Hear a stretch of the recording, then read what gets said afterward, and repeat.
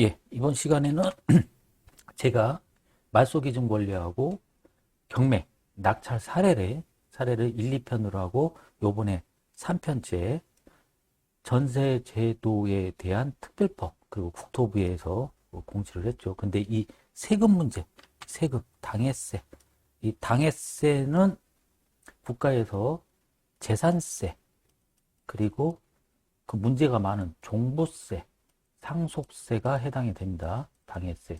근데 여기에서 제일 우리가 꼭 짚고 들어야 하는 이 종부세는 1부터 10까지의 부동산을 갖고 계신 분이 해당돼서 합산해서 내는 거거든요.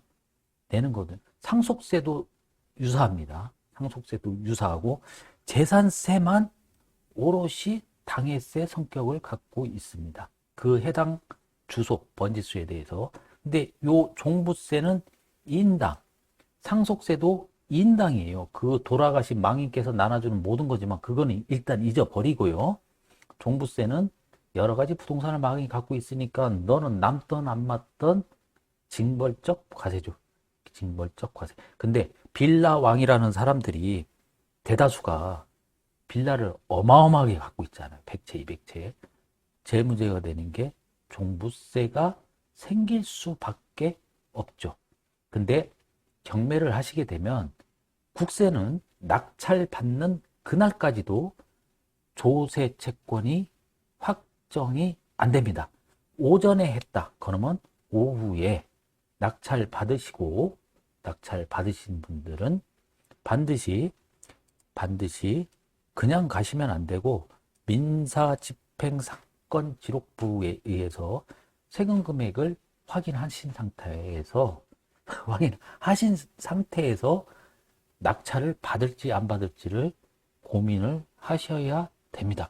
제가 경매가 전문인 사람이 아니기 때문에 제도의 그 부동산이라는 게 자기가 하던 거에 전문인이잖아요. 전문인인데 이 부분은 경매나 다른 것들을 보세요. 여기에서부터 문제가 생깁니다. 일단 그건 그렇다 치고 이 당해세가 문제인데 당해세가 정부는 어떻게 얘기를 했느냐.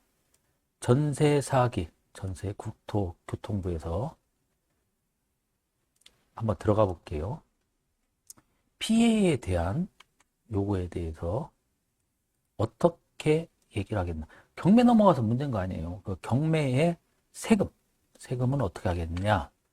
조세 채권 안분, 뭐 경공매 정지, 뭐 우선 매수권 부여, 낙찰 자금 뭐 이런 거는 제가 볼 때 뜬구름 잡는 얘기고 요거거든요. 조세 채권 안분. 여기에서 가장 중요한 종합부동산세. 종합부동산세는 1부터 10개를 갖고 있으면 지금까지는 어떻게 됐냐. 이게 10억이라고 칠게요. 근데 1을 경매를 하고 나보니까 10억을 다 받아갔어. 그러면 2호부터 15까지는 낙찰 받으신 분이나 그리고 보증금을 못 받아가신 분들은 만세를 불러야죠. 여기서 끝났으니까. 여기서 피해를 안 봅니다. 저는 이거를 보면서 어떻게 생각이 드냐면은 참 나라도 웬간하다.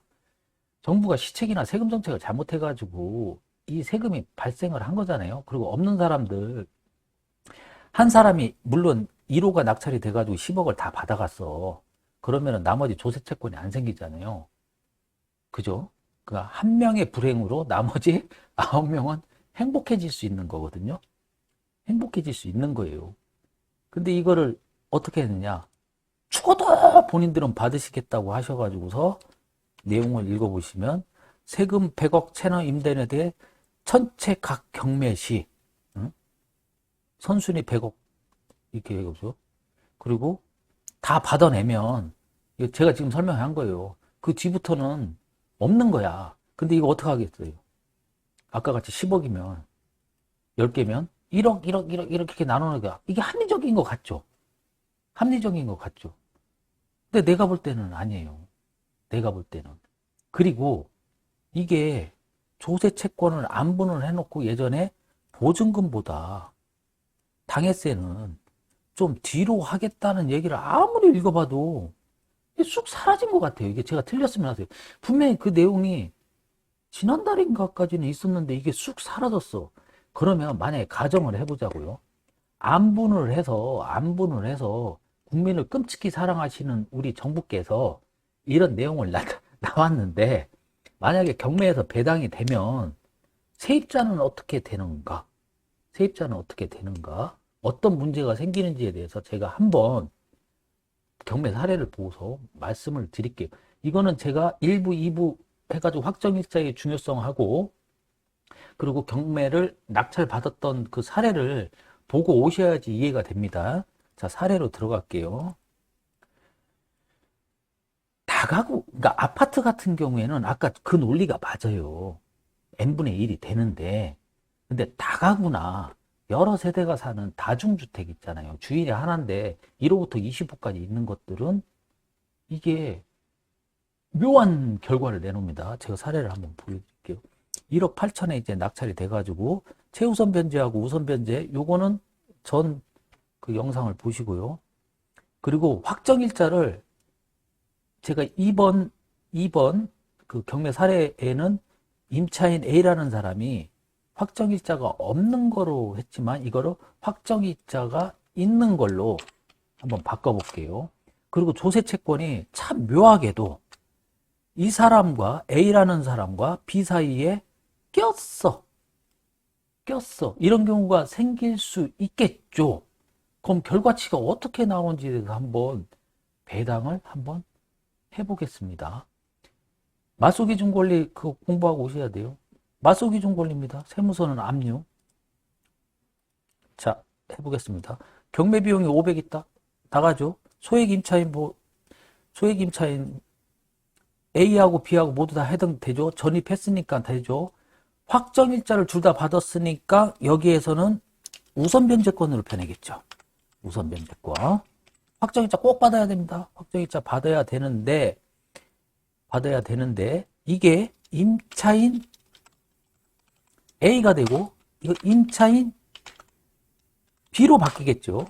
아까 2번 동영상을 보시면 A라는 사람이 확정일자를 안 받아가지고 전입을 먼저 했더라도 확정일자를 안 받은 죄로 우선변제권에서 밀려나는데 이렇게 확정일자를 받으시게 되면 우선변제권을 획득을 해서 일반 채권에서 우선변제권으로 바뀌게 됩니다. 그래서 얘가 6천만 원을 먼저 다 받아가는 결과가 되고 얘는 결과적으로 못 받아서 우선변제권 중에서 순위에서 밀려서 오히려 여기가 4,500만 원으로 바뀌게 됩니다. 맡기게 돼서 1,500은 날리는 게 되겠죠. 2번 동영상을 보세요. 확정일자가 그만큼 중요합니다. 그런데 요번에 정부의 발표는 아파트나 빌라는 해당이 돼. n분의 1을 해도. 근데 이 사이에서 얘가 말소기준 권리는 다 받으면 사라진다고 했죠. 다 받으면 사라지는데 이게 2천만 원으로 그냥 끝날까요? 당해세가 어마어마할 거 아니야. 이게 어마어마하게 할 거 아니에요. 200세대 300세대 됐으니까 이 금액이 일단은 너무 많다. N빵을 하더라도 한 사람한테 불행을 그냥 다 주던가. 그럼 나머지 이 10개를 갖고 있는다고 하면은, 아니 100개를 갖고 있던 저 빌라왕한테 하면은 한 병만 불행하면 되지. 99명까지 다 못 받잖아요. 여기서 받아가면 이 사람들이 못 받아가잖아요. 이게 최우선 변제라고 하면 이 밑으로 내려주는 것도 아니고 n분의 1을 했다며. 그러니까 100명의 피해자가 결국은 보증금을 못 받는 경우가 생기죠. 그리고 말소기준 권리가 얘가 요 사이에 딱 꼈죠. 그럼 얘는 6천만 원을 다 받아갔잖아요. 4천만 원. 근데 이게 어떻게 변동이 되겠습니까? 여기에 갑자기 우선변제권에서 압류. 그래서 제가 당해세가 만약에 이제 그 세금이 4천만 원이라고 할게요. 4천만 원. 4천만 원으로 확정이 됐다고 해. 4천만 원. 그러면은 최우선 변제에서 최우선 변제 금에서 이게 4천이 받아가는 꼴이 되잖아요. 받아가는 꼴. 그러면 마이너스 2천이 뜨죠, 여기. 그러니까 경매대금에서니까. 그러니까 여기는 200만 원밖에 못 받아가는 경우가 생긴 겁니다. 임차인 B의 경우. 임차인 B. 이해가 되시나요? 갑자기 그 중간에 끼어드니까. 근데 똑같은 사람, A라는 사람하고 B라는 사람하고는 전문가들의 말에 의하면 전세 사기를 당한 사람 아니야. 똑같은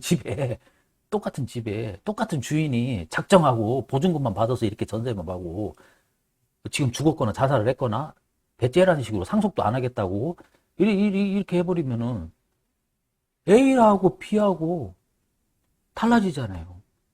A라는 사람은 다 받아가는데 B는 못 받아가. 사기는 똑같이 당했어.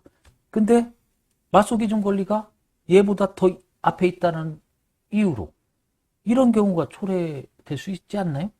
실제로 이런 경우가 생기잖아.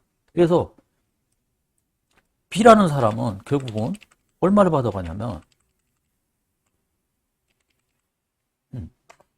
2200 이거 보증금이 6000이잖아요.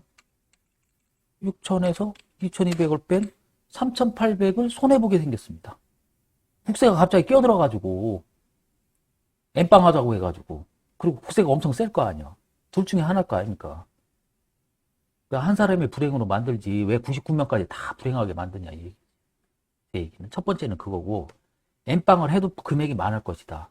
그러면은 말소기준 권리에서 또 세무서가 이렇게 중간에 임차인 A와 B 엠빵 하는 것도 문제지만 그리고 아무리 국토부 들어가서 보니까 이거를 후순위로 놨다는 얘기가 없어요. 엠빵으로 해가지고 그냥 살짝 날아갔대. 나라는 절대로 세금을 포기를 하지 않겠다는 얘기죠. 이 난리에.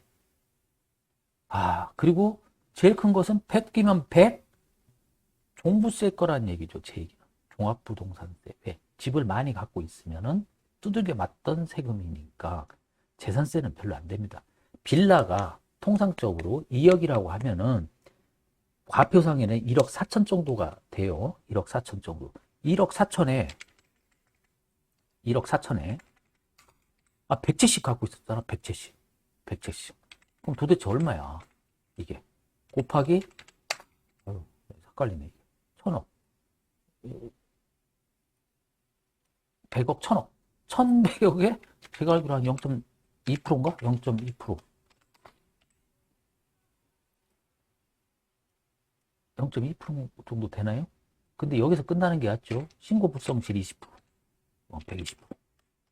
그리고 이거 안 낸 날 있을 거 아니야. 안 낸 날. 안 낸 거. 그러니까 신고 불성실하고 지연, 가산지연금이 내잖아요. 또 이자도. 그럼 이게 어마어마할 거 아니야. 그냥 원래대로 좀 하지. 그냥 원칙을 정했으면 지금 시장경제에 의해 가지고 한 명의 불행으로 다 만들던가. 근데 한 명의 불행도 아니에요. 사실상. 추구도 받겠다. 팔리지도 못해가지고서 빌라왕들이 나왔는데 빌라왕이 생긴 이유는 소유권 이전이 안 돼서 그래요. 이게 전문가분들이 그러면은 전세 사고가 나기 전에 멈춰라. 멈추는 방법은 하나잖아요. 멈추는 방법은 소유권을 이전을 해서 매매를 하던가 전세 보증금을 돌려줘야 되는데 빌라왕이 왜 생겼어요? 전세 보증금 못 돌려줬잖아. 그럼 다음 세입자로 바꿔줘야 되는데 안 되잖아요, 지금. 멈출 수가 없다니까, 이게. 폭주기관처럼. 거기에다가, 이게 정확히 모르겠어요. 그래서 그러니까 경매하시거나 전문가분들이 의견이 분분하다고 하잖아, 지금. 세입자들, 우리 국민들 엄청 생각 안 해줘요. 제가 볼 때. 이게 중간에 끼어가지고서 결국에는 얘 못 받게 되잖아, 이게. 저놈의 세금 때문에. 세금이 어마어마하다는 얘기지. 그리고 저 세금은 낙찰 받은 날, 오전 타임에 낙찰이 됐다고 하면은 오후 한 3, 4시에 확정이 돼. 왜? 이자를 계산해야 될 거 아니야. 이자를 계산해. 그 정말 재수없이 낙찰 받은 중에서 대학력 있는 분들은 세금 확인하고 커피 한 잔 마시는데 3시에 확인해야 돼요. 그래가지고서 내가 불허가 신청하는 경우도 있어요. 내가 세입자를 떠안아야 될 때가 있다니까. 그게. 그 사례는 뭐 내가 이제 경매를 이제 뭐 심도 깊게 하신 분들은 그 이유는 알 테니까 제가 설명을 하긴 좀 그렇지만 그러면 경매가 계속 더 안 된다니까. 조금이라도 이렇게 받아가야 된다고요. 경매를 중지시킬 게 아니라. 시장경제. 우리가 경매라고 해가지고서 하루에 5천 건에서 10,000건들이 전국 각지에서 다 이루어집니다. 그분들이 다 사연이 없을까요? 불쌍하죠. 그렇다고 해서 다 도와줄 수는 없잖아요. 만일에 정부 대책처럼 사기당했다고 해가지고서 다 도와주면은 또 다른 피해가 생겨요. 가짜 임대차 계약서 써가지고 사기당했다고 해서 보상받을 수 있잖아. 그 얼마 전에 월렌 버핏이 주주총회를 하면서 그런 얘기를 했잖아요. 현명하지 판단이나 현명하지 않은 선택을 한 사람들이 있기에 누군가 돈을 번다. 아니면 망한다. 이렇게 됩니다. 사정 없는 사람, 그거 다 보여주면 우리 자유경제 시장이 안 된다니까. 그래서 무슨 어떤 대표, 뭐 어떤 당 대표는 뭐 이게 할 수도 있네. 그건 제정신이 아니에요. 제정신이 아니에요. 그래서 자꾸 정부가 끼면 낄수록 이상하다 이거죠. 이 사례가 나오잖아요. 똑같은 집에서. 똑같이 임차인으로 살았어. 어떤 사람은 다 받아가. 어떤 사람은 못 받아가. 이게 뭐냐고 이상하지 않아요? 그럼 왜 그걸 또 n분의 1을 한대. 그냥 없애주던가. 내가 볼 때는 종부세는 없애주던가. 양도소득세는 소득이 났으니까 나겠지. 근데 안 팔려가지고서 종부세를 두들겨 맞은 사람들이 있을 거 아니에요. 그러면 그걸 걷어야 된다. 근데 이게 보증금이라는 게 걸렸잖아. 사기당했던. 이렇게 엄청 우리 국민들을 생각해주는 국회의원이나 정부께서는 이걸 뭐 해주신다고 하면 그거를 포기해달라는 거예요. 이 종부세를, 이 어마어마한 종부세를. 그럼 많이 받아가잖아요. 그럼 얘가 살아나잖아요. 얘 비가. 저것만 아니어도. 납득이 안 간다는 거예요. 그래서 절대로 우리는 세금에 죽어서까지도 끌려다닌다. 라는 얘기죠. 그래서 정부의 대책을 요구하면 요구할수록 스텝은 꼬여간다. 그리고 세금은 포기하지 않는다. 그리고 우리를 그렇게 끔찍하게 생각하지 않고 나눠서 양당제니까 남자, 여자, 나이 든 사람, 아닌 사람, 전라도, 경상도 자기들하고 공천받고 국회의원만 되면 되지만 실상은 이렇게 들여다보면 허점이 너무나도 많다. 그리고 국민들이 제일 문제인데 요구하시면 안 된다. 대책 마련 해달라면 스텝이 꼬여요. 우리가 지금 왜 빌라왕들이 나갈까? 저는 전세자금 대출 총량하고 제가 몇 번을 얘기하지만 그리고 매매가 안 됐기 때문에 여러 소유주가 갖고 계셨으면 최소화시킬 수 있었다. 똑같은 소유주인데 저놈의 세금 때문에 받는 사람 있고 안 받는 사람 있고 왜 갑자기 엠빵을 하냐고 이해가 안 된다는 거예요. 예, 이상입니다.